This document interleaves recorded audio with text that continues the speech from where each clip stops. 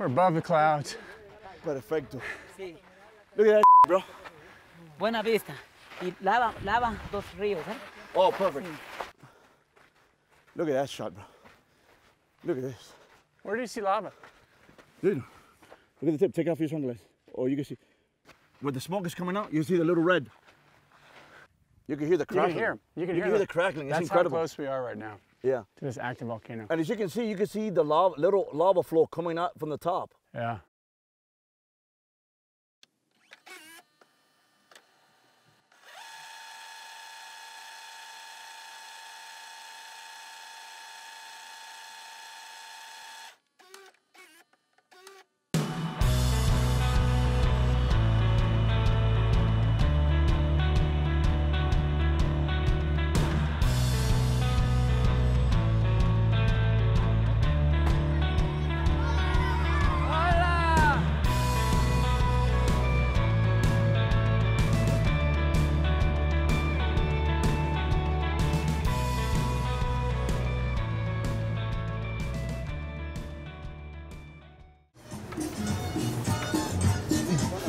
Stopping in Guatemala is definitely stepping out of my comfort zone. This is not something I normally do. I mean, look, I've never been to a destination my whole life, and this is what I do, I fish.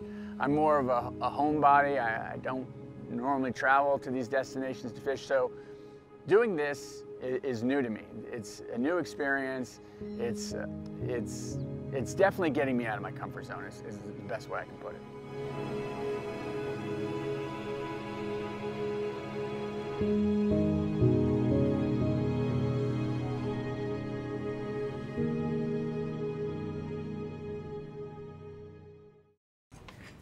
Muy bien.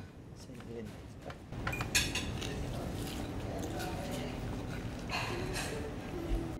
Billfish in general, for me, and I can speak for myself, but I'm sure I'm speaking for a lot of people, there's nothing like it. There is this adrenaline rush you get, the colors, the acrobatic display that they do, their power, their speed. It's an addiction, sort of say. How they come up to the teasers, when they come in red hot, and I feel in every client that comes here, they just can't get enough.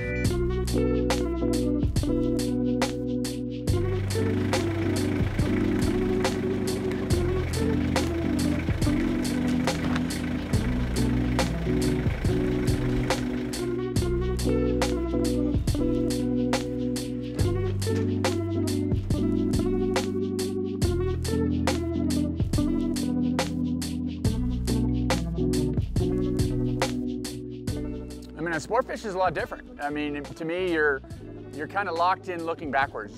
And what that really does, though, is that really focuses you, which I think is a good thing. A lot of times when you're sitting there in the center console, you know, you're concentrated on what's going on in front of you, you know, what's the wave situation, you're looking off in front of you. But sitting on the back of the sport fisher, you're concentrated on, you know, maybe 180 degrees behind the boat. And you can focus on those teasers, which is so important here, that you need to see those fish come in on the baits.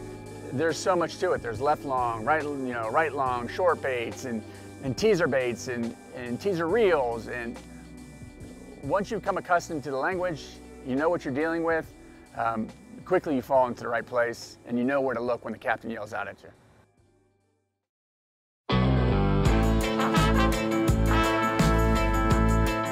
Guatemala is by far the sailfish capital of the world. We have the best sailfish fishery around, and it is a combination of just natural elements that make this fishery be so consistent and so thorough with sailfish. You're averaging around 15 to 20 bites per day, and that just makes fishing Guatemala such an exquisite adventure. Another reason why our fishery is so unique is the fact that the concentration of oxygen is within the first 100 feet of water. That sort of creates a barrier in which the sailfish, the bait, will not go below that level. So you're like pushing the fishery up towards the top. Therefore, they'll be able to see our teasers faster than in any other destination. Yeah, so you're sort of creating an area a spot where you have the fish not going towards any other border, but at the same time, maintaining them closer to the surface.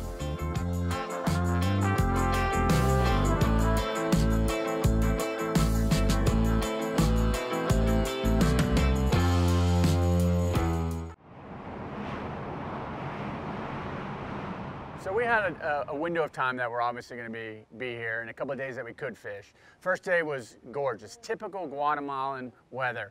Talking to these guys, flat calm, you know, beautiful seas, but we had a cold front move in, which is unique for this area, but it does happen time to time. And I tell you, the seas were rough. We knew we were going to be in store for it. The further off you got, the rougher it got, and it made for some challenging conditions, you know, first thing in the morning. What's your take on the conditions, George? No, it's maybe 1 to 2 foot out here, not too bad.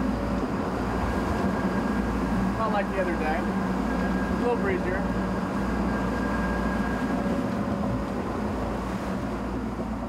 What I know from coming from Florida, the rougher it is, the better the bite is. So I was excited either way. I knew we were gonna get some shots.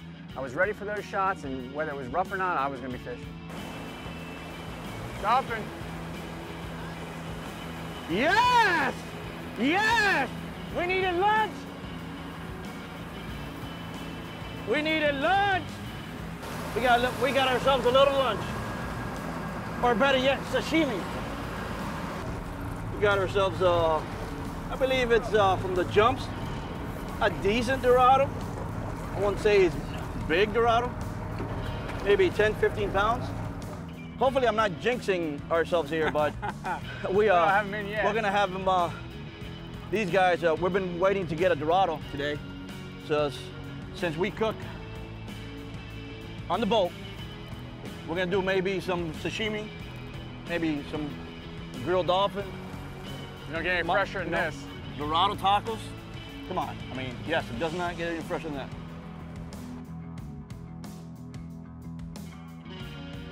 We got ourselves lunch, baby. Nice. That thing lit up.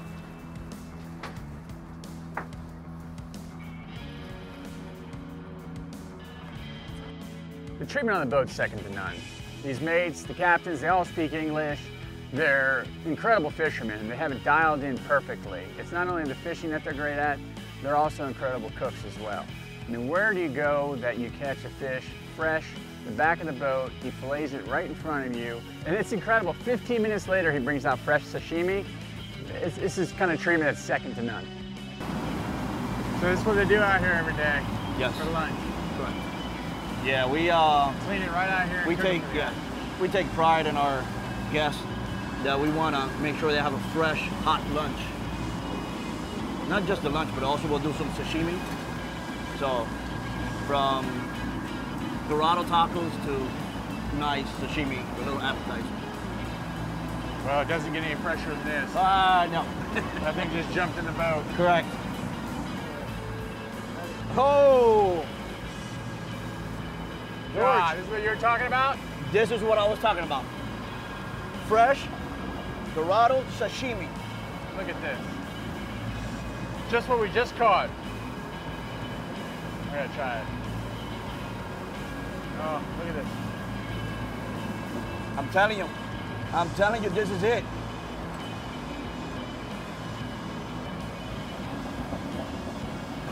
We literally caught this 10 minutes ago. And here it is right now, prepared for us. So good. I never would have thought, I don't think I've ever really done dolphin, mahi, sushi-wise. Correct. Tastes pretty good, huh? So good. The dolphin bite was on, and it's not uncommon for these guys to catch a ton of dorado, as they call them here. I love catching dorado. They're so vibrant, they're so much fun, they jump, such an acrobatic fish, and so aggressive when they come in on a bait. I was glad that we caught a couple.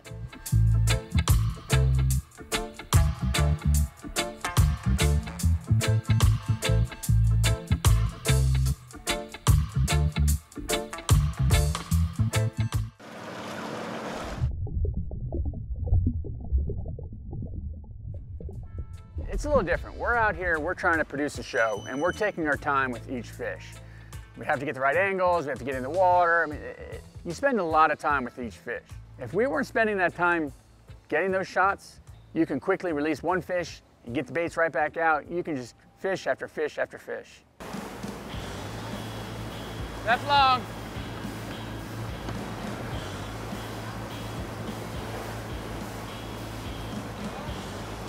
More lunch.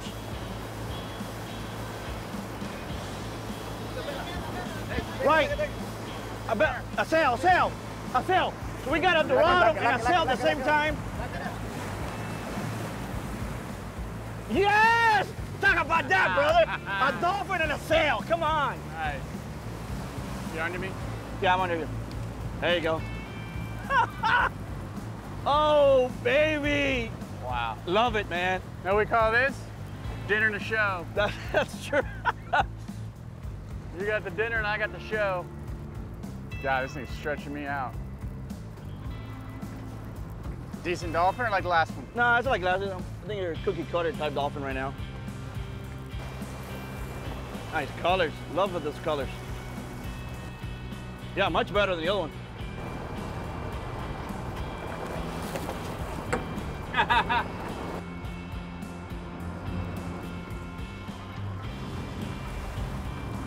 Here it comes.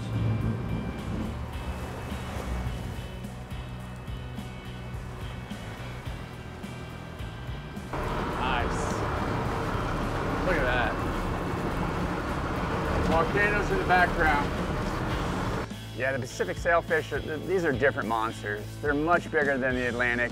You're talking about a sailfish that can get well over 100 pounds, and that's a big fish. And I tell you, the color on these things, you can't describe it. They light up these vibrant, brilliant colors of blues and purples and whites. It's pretty incredible to see.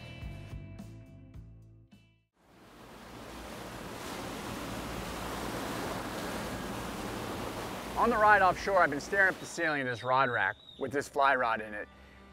This thing is huge. We're talking about a 14 weight. I've never thrown a 14 weight. I've never caught a sail on fly.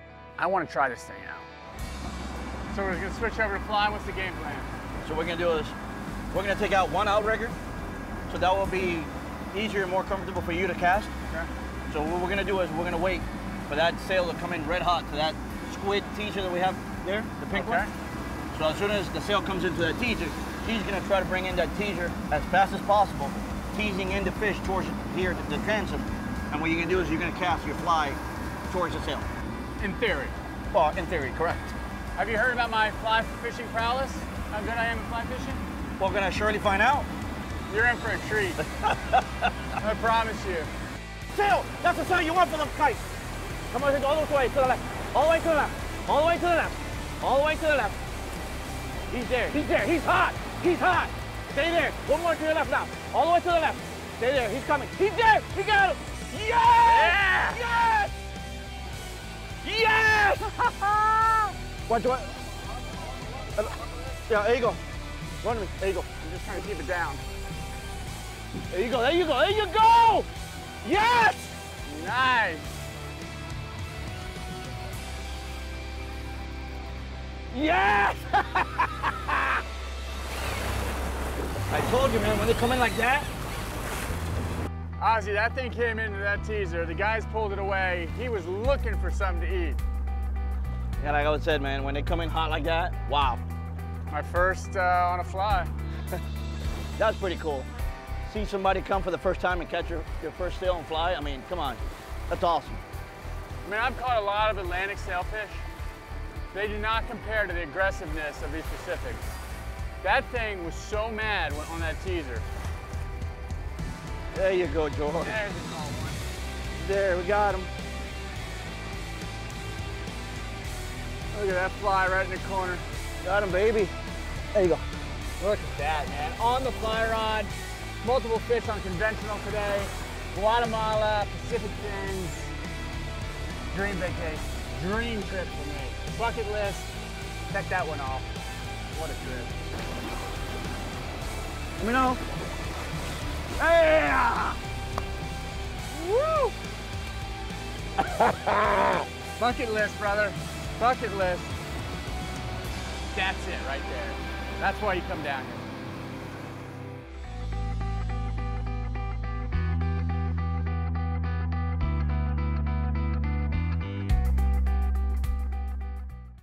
A successful day on the water requires a variety of tools, and Cuda has thought of everything.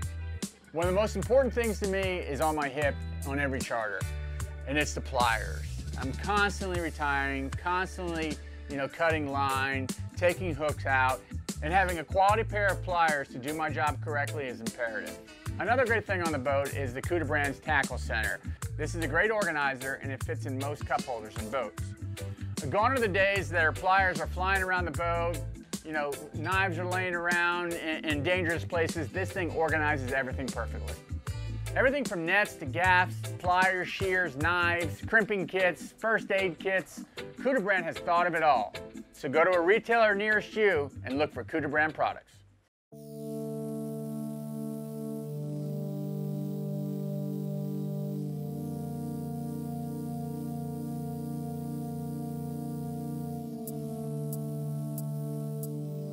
The whole time I've been here, I've been enamored by these giant volcanoes in the background. No matter where you go, where you look, in the background is a volcano. You can be 30 miles offshore, sailfish jumping out of the water, and off in the distance is this volcano staring at you. And it's luring, especially for somebody coming from such flat land. Florida's about as flat as you can come. Not having the experience with volcanoes, I'm just excited to get as close as possible to one of these things. Here in Guatemala, we have 32 volcanoes and 3 active. Ozzy keeps mentioning Pacaya. We're gonna go to the top of Pacaya, Pacaya, Pacaya, Pacaya. Apparently it's somewhat active now. It's, spewing lava. So we plan a trip to get to the top of this thing.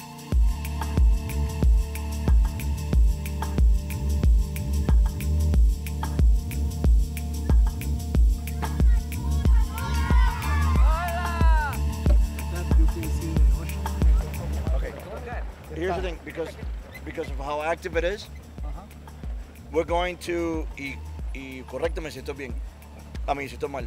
We're gonna see the lava. You see where the towers are at, right there? The towers, but closer than the towers. As close as you can get. Correct. Amigo, dice que no. We drive about halfway up this volcano, and we come to a spot where you can't drive anymore, at least not in a conventional vehicle. We get out, and there's several different options. You can hike the rest of the way, which is about a 2-hour hike. You can get on horseback and take a horse up, or you can get in the back of this 4-wheel drive and have one of the locals drive you up there, and that was the choice that we took. We're all trying to hold on for dear life. This guy was not slowing down for us. He didn't care. We had thousands of dollars worth of camera gear. He was paid to do one thing, that was to get us to the top. Probably the faster he got us to the top, the faster he could get home to his family. So we were getting there. It was a short walk from the truck ride. And we came around a bend, and you see this thing.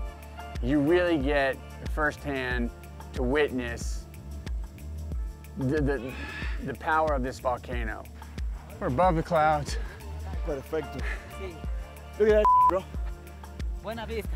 Y lava dos ríos, ¿eh? Oh, perfect.